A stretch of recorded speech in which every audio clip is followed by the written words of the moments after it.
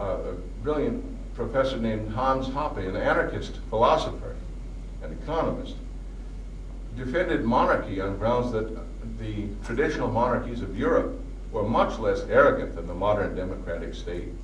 Louis XIV would never have dared demand that all of his subjects give him a full report of their incomes every year. In Shakespeare's Henry V, you know, at Agincourt, Henry rallies his troops by assuring them that gentlemen in England now abed shall think themselves accursed they were not here. Well, he's saying that because he only had a few men. A king in those days couldn't mobilize a country for war. If he wanted a war, he had to hire or maybe conscript as many men as possible. And in Henry's case, what was that, 5,000 men who heroically, as they say, defeated a much larger number of French defenders. Well, it shows how little actual power kings had.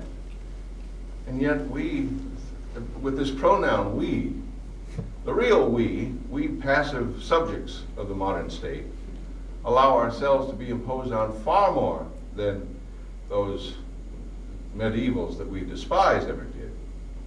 There was just very little a state could do in those days as a practical matter. And the claims of the state were more modest. I think conscription is fully as evil as slavery, maybe worse. Well, anyway, the powers of the state have been so vastly expanded that I think this has created a whole new psychic condition in people. I think it's made interpersonal relations far more bitter than they ever were before.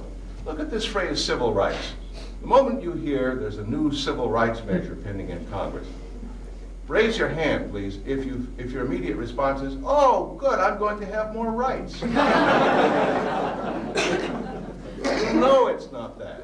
You know it means there's going to be more surveillance, more dictation of the terms of your relations with other people, less freedom, less institutional autonomy for your workplace or your school or whatever. You know it means more power.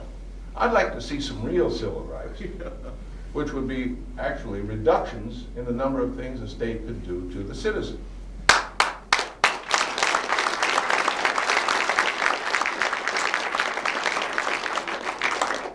Two civil rights I'd love to have would be the right to keep my own earnings. This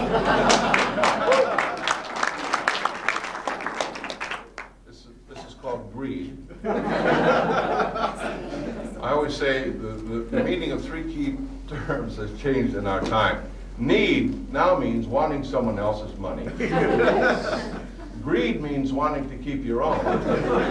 And compassion is when the politician wants to arrange the transfer.